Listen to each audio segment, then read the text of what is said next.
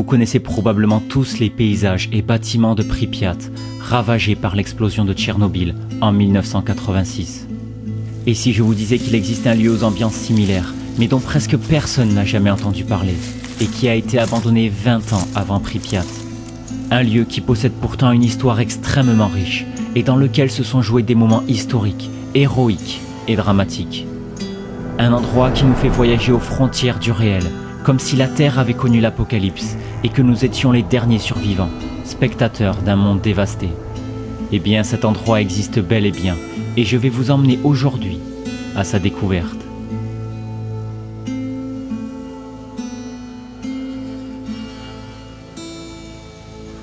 Bienvenue à tous, chers explorateurs, dans cette nouvelle vidéo d'Urbex en Italie. Et oui, nous ne sommes absolument pas à Tchernobyl. Vous vous en rendez compte, le bâtiment dans lequel je me trouve n'a absolument rien à voir avec celui qu'on avait visité juste avant, qui était une villa quasiment intacte, remplie d'objets. Ici, vous le voyez, l'état est catastrophique. Et pour une fois, l'état de ce lieu n'est pas forcément dû aux pilleurs ou aux casseurs, mais bel et bien à son époque d'abandon, puisque ça fait plus de 50 années que l'endroit n'est plus en activité. Le lieu a vraiment une ambiance extraordinaire, post-apocalyptique. Je vous l'ai dit, on se croirait presque dans la zone d'exclusion de Tchernobyl, à Pripyat par exemple. Et en plus de ça, cet endroit a une histoire vraiment passionnante, une histoire d'ailleurs qui a vraiment touché les Italiens, qui est très importante pour eux. Et d'ailleurs, ils se sont battus pour que le lieu soit réhabilité. Et malheureusement, comme vous pouvez le voir autour de moi, eh bien, leur demande et leur combat n'a pas porté ses fruits. Mais avant d'explorer et de connaître l'histoire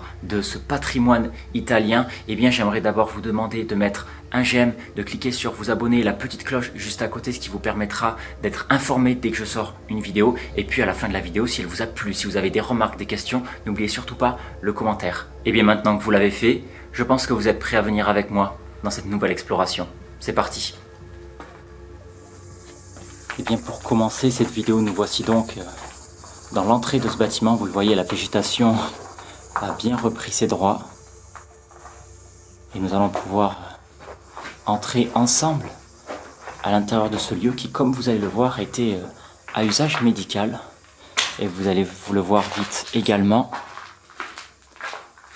L'état est vraiment déplorable et pour cause, comme je l'ai dit, il est abandonné depuis plus de 50 ans. Et en plus de ça, le lieu est vraiment gigantesque. Il y a des couloirs partout. Alors du coup, forcément, je ne vais pas vous montrer toutes les pièces du bâtiment parce que sinon ça prendrait des heures et puis tout n'est pas forcément intéressant. Mais il y a des pièces qui ont une ambiance très sympa et notamment on va commencer directement avec celle qui se trouve juste à côté de moi. Alors on a un petit peu de mobilier, mais ce qui est intéressant, c'est ce qui se passe ici. Vous le voyez, on a un lit. Alors ici il y a beaucoup de bazar, mais l'ambiance de la pièce derrière est très sympa.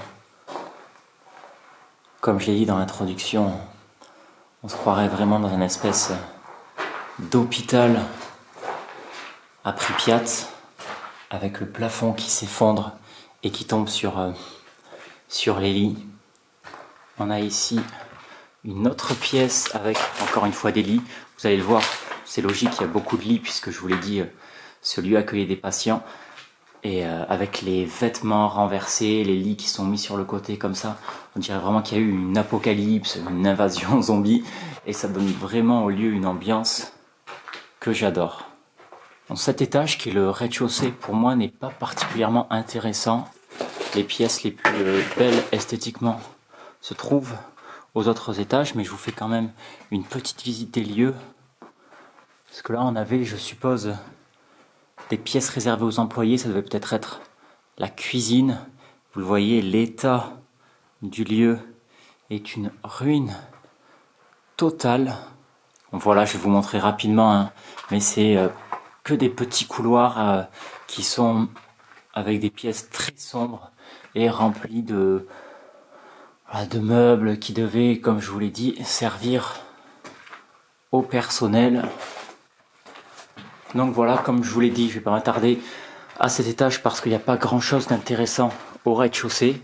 Le plus beau, c'est cet escalier en marbre, même si ça se voit plus parce qu'il y a tellement de débris sur les marches qu'on ne le remarque plus. Et on va pouvoir donc monter à l'étage suivant. J'en profite d'être dans la cage d'escalier, du coup de ne pas avoir grand chose à filmer pour vous expliquer un petit peu plus en détail ce qu'était ce bâtiment. Comme je vous l'ai dit, c'était un bâtiment à usage médical et c'était pas n'importe quoi puisque c'était un préventorio. Qu'est-ce qu'était un préventorio? C'est ce qu'on appelle un petit peu nous en France des sanatoriums, donc qui étaient utilisés pour traiter des maladies, notamment pulmonaires comme la tuberculose. Et la particularité de ce bâtiment, c'est qu'il a accueilli énormément d'enfants. Nous voici donc arrivés au premier étage.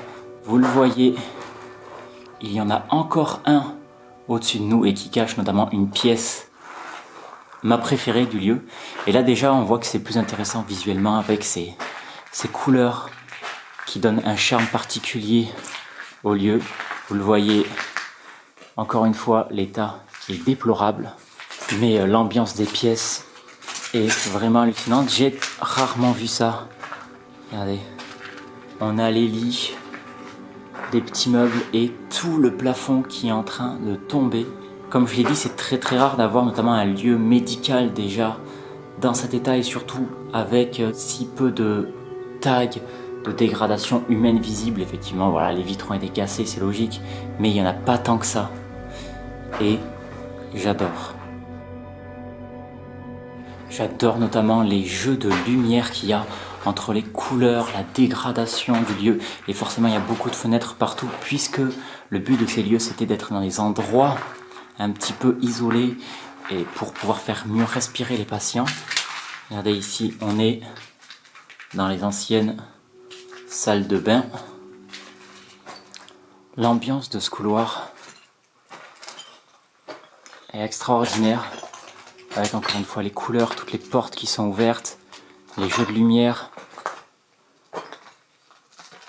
C'est vraiment une ambiance unique et que vous ne verrez pas partout ailleurs. Voilà, je vous ai dit que le lieu accueillait beaucoup d'enfants. Ça, c'en est une des preuves. Il y en a d'autres ici, donc je pense qu'ici on devait peut-être être dans une aile spécialisée pour les enfants. Regardez, avec les motifs, clairement c'était très enfantin. Et on va pouvoir utiliser ce petit escalier pour monter au dernier étage. L'histoire de ce préventorio commence dans les années 30, époque à laquelle un certain monsieur Chiapponi demande sa construction. Cet homme, il était très apprécié dans les environs, il était vu comme un véritable bienfaiteur, très sensible aux problèmes sociaux et surtout il avait déjà participé financièrement à la restauration de certains monuments, notamment la collégiale de San Giovanni. En 1938, le lieu est inauguré et il prend le nom de monsieur Chiapponi qui malheureusement ne pourra jamais le voir terminé puisqu'il décède à peine quelques semaines avant cette inauguration. Cet endroit, comme je l'ai dit, eh bien c'est un centre de prévention comme ceux d'autres villages isolés où le bon climat était censé aider les patients à lutter contre les maladies pulmonaires et notamment la tuberculose. Mais la particularité de celui-ci, eh bien c'est qu'il accueillait en quasi-exclusivité des enfants qui venaient d'ailleurs de toute la région puisque le lieu était assez réputé, comme je vous l'ai dit, pour son climat mais également pour la qualité de ses soins et de ses médecins. Mais malheureusement, quelques années à peine après son ouverture, eh bien les enfants et le personnel sont obligés de quitter en hâte le lieu. Pourquoi? Eh bien parce qu'en 1943, l'Italie entre dans les phases les plus sanglantes de l'occupation allemande. Nous voici donc arrivés au dernier étage de ce bâtiment. En face, il n'y a que des chambres qui sont peu intéressantes. Mais par contre, ce couloir, il va nous mener à des endroits, mes endroits préférés. On a déjà un lit qui nous attend là. Et forcément, l'état de cet étage, c'est le pire puisque eh bien, c'est le dernier. Et l'ambiance qu'il y avait dans les autres étages eh bien, est décuplée à celui-ci. Imaginez-vous que cette succession de portes, eh bien, ce sont toutes des chambres. Et comme on est au dernier étage, je vous l'ai dit, leur état est encore plus délabré et pourtant, elles sont là. Et ça crée des visuels que je trouve personnellement extraordinaires.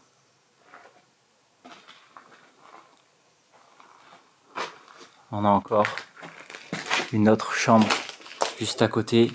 Ici c'est encore pire, on a le meuble à moitié effondré. Regardez, il y a des plaques qui tiennent en l'air, qui lévitent carrément. Et ce que je peux vous dire, c'est que pour prendre ça en photo, eh bien c'est compliqué parce qu'en fait, il faut choisir une chambre, on ne peut pas toutes les prendre. Et elles ont chacune leur particularité. Et donc c'était assez long. Regardez où c'est qu'on arrive.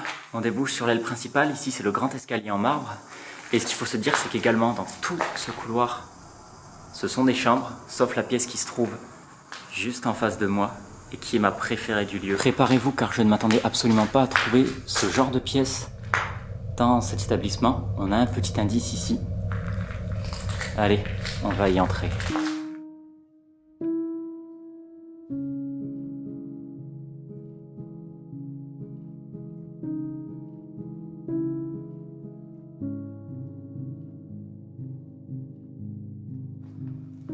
Regardez ça.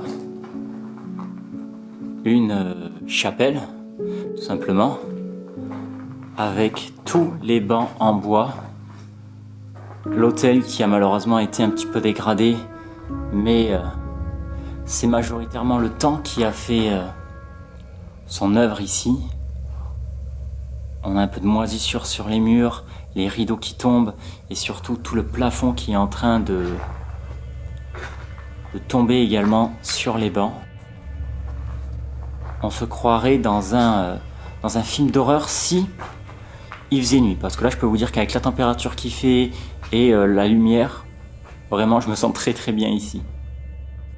C'est donc en 1943 que les enfants et le personnel sont obligés de quitter une première fois le Préventorio. Pourquoi ? Eh bien parce que le 23 septembre, Mussolini instaure la RSI, la République sociale italienne, un état fasciste qui est en réalité dirigé par l'Allemagne nazie. Contre ce régime vont se former des poches de résistance un peu partout en Italie et il se trouve qu'il y en a une assez importante dans les régions montagneuses où se trouve le Préventorio. Les résistants y forment alors ce qu'on appelle une république libre et organisent des actions de résistance. Mais il faut très vite des centres de soins pour soigner les blessés et c'est ce que va faire Emilio Canzi, le commandant unique de cette zone, en transformant le Préventorio en centre de soins d'urgence. Vous l'imaginez sans doute, mais les volontaires et les médecins qui étaient là-bas vont travailler dans des conditions très précaires avec pas de médicaments, pas de matériel et une météo très capricieuse en hiver dans ces régions montagneuses. Et parmi ces médecins, un va se faire remarquer en particulier, il s'agit de Rinaldo Laudi. Rinaldo, c'est un médecin turinois juif et en 1938, il est déjà obligé de quitter Turin à cause des persécutions raciales qu'il subit. Il continue quand même d'exercer, mais forcément de manière clandestine, et en 1943, il devient alors l'organisateur des interventions et des secours pour la résistance et il va sauver d'innombrables vies, que ce soit lors d'interventions sur le terrain ou même au Préventorio. Et malheureusement, alors qu'approche la fin de la guerre, lors d'une intervention pour sauver encore une fois un blessé, eh bien il va se faire capturer par les Allemands, transférer dans une prison et se faire fusiller avec 19 de ses compatriotes quelques semaines plus tard. Cet homme, il était vraiment vu comme un héros dans cette région d'Italie. Son histoire a traversé les années. Aujourd'hui, il y a une plaque dédiée à lui dans ce village et en 2012, il y a même une médaille d'or du médecin partisan qui lui est remis à titre posthume par l'ancien président de la République. Mais revenons un petit peu à notre Préventorio qui, après ces événements, peut reprendre son activité. Les médecins, les enfants reviennent et continuent d'y aller jusque dans les années 60, époque à laquelle eh bien, les traitements antibiotiques deviennent de plus en plus efficaces et forcément les lieux comme ce sanatorium dans toute l'Europe deviennent très vite obsolètes. Ils sont d'abord mis de côté puis complètement abandonnés pour la plupart et c'est le cas justement de celui-ci. Ce qui va malheureusement coûter la vie, si j'ose dire, à ce lieu, eh bien, c'est qu'il faut attendre 50 ans pour trouver la première tentative de mise en vente et à un prix énorme puisqu'il en est demandé au moins 900 000 €. Forcément, personne ne veut débourser une telle somme d'argent dans un lieu qui est déjà en ruine. Mais comme je l'ai dit, les habitants de cette région sont très attachés à l'histoire de ce lieu et ils vont se battre, créer une société et réussir enfin à racheter ce lieu. Tout le monde pense alors que ça y est, le lieu est enfin sauvé, mais malheureusement, cet achat il a eu lieu en 2018 et aujourd'hui, 4 ans plus tard, comme vous l'avez vu, eh bien rien n'a été fait et il semble que rien d'ailleurs ne peut empêcher aujourd'hui ce bâtiment de sombrer complètement dans l'oubli.